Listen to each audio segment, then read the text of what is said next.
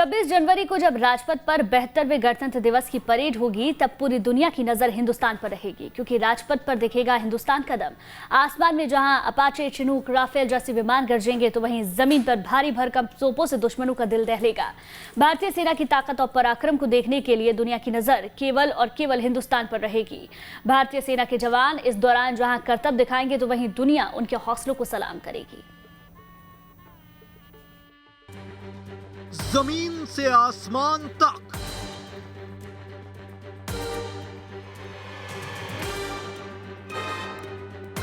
धरती से पाताल तक,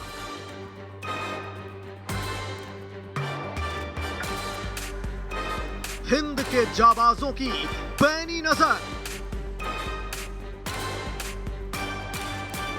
भारत की ताकत से थर्राएगा दुश्मन।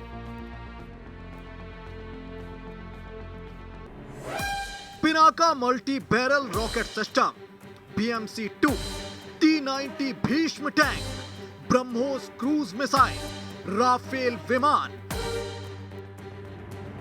Upgraded Shilka air defence system. 2021 के नए भारत के 72वें गणतंत्र दिवस की परेड बेहद खास होने वाली है। इस बार परेड में भारतीय सेना के जवान अपनी ताकत तो दिखाएंगे ही, साथ ही आम लोगों को वो हथियार भी देखने को मिलेंगे जिनका इस्तेमाल भारतीय सेना दुश्मन के खिलाफ करती है। LAC पर चीन से चल रही तनातनी के दौरान जिन हथियारों, टैंक और मिसाइलों को तैनात किया गया है वो सब भी राजपथ पर नजर आएंगे।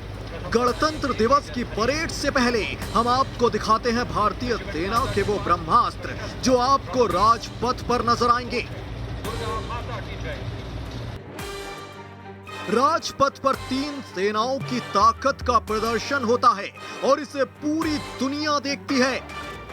राजपथ पर जब पहली बार राफेल हुंकार भरेगा तो इसकी गूंज चीन और पाकिस्तान में बैठे अमन के दुश्मनों की चैन छीन लेगा। राफेल लड़ाकू विमान का कॉम्बैट रेडियस 3700 किलोमीटर है। साथ ही ये 2 इंजन वाला विमान है जिसकी भारतीय वायुसेना को दरकार थी। राफेल में 3 तरह की मिसाइल लगाई जा सकती हैं। हवा से जमीन में वार करने वाली स्कैल्प मिसाइल और हैमर मिसाइल।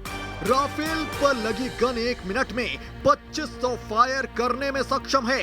राफेल का रडार सिस्टम 100 किलोमीटर के दायरे में एक बार में एक साथ 40 टारगेट को पहचान कर उसको निशाना बना सकता है। The Rafale is a very easy to use aircraft.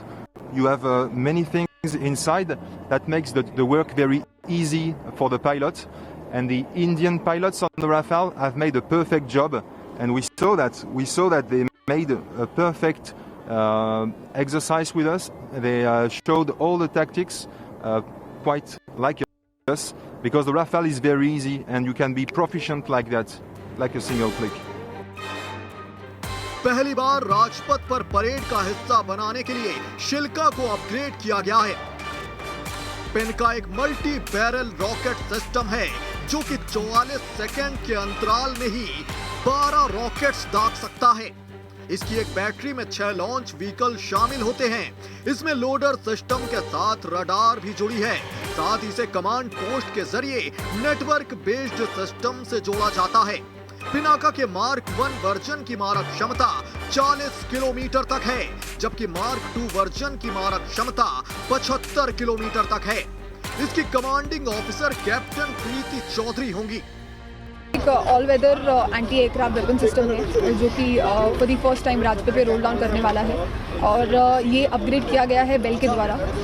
इसमें अपग्रेडेशंस है। इसका जो रडार है वो एक state of the art phasor radar है। इसका जो मेन डीजल इंजन है उसको चेंज किया गया है। इसका ऑक्सिलरी पावर यूनिट को चेंज किया गया है। इसकी क्षमता है कि ये 2.5 किलोमीटर तक की एरियल एनिमी टारगेट्स को शूट डाउन कर सकता है ट्रैक करने के बाद, और ग्राउंड टारगेट्स के लिए ये 2 किलोमीटर तक के ग्राउंड टारगेट्स को भी ट्रैक और शूट डाउन कर सकता है। ब्रह्मोस मिसाइल भी इस बार गणतंत्र दिवस परेड में नजर आएगी। ब्रह्मोस के नाम लेने भर से ही चीन और पाकिस्तान में खलबली मच जाती है। ब्रह्मोस सुपरसोनिक क्रूज मिसाइल इस वक्त पूर्वी लद्दाख में चीन से सटी LAC पर तैनात की गई है। रूस की मदद से बनी ब्रह्मोस मिसाइल भारतीय सेना के तोपखाने का हिस्सा है। ब्रह्मोस सबसे तेज सुपरसोनिक क्रूज मिसाइल है जिसके पास 300 किलो विस्फोटक ले जाने की ताकत है। ब्रह्मोस हवा में रास्ता बदल सकती है। मूविंग टारगेट को तबाह करने में महारत है ब्रह्मोस के पास।